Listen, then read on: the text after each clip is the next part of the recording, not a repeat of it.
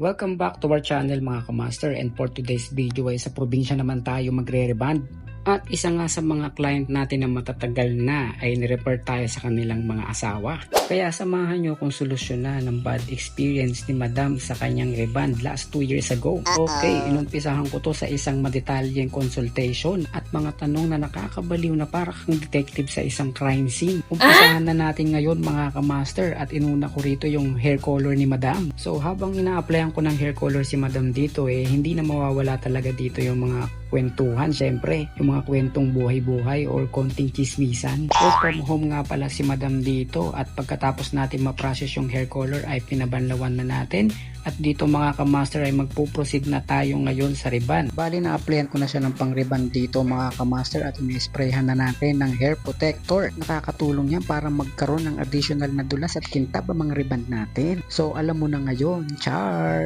Sa pagpaplansya naman mga kamaster ay nakabase lang yung init natin base sa nipis, kapal at kung ito ay damage na. Gandahan mo lang yung pag-press at iwasan natin yung nasasabunutan yung client natin.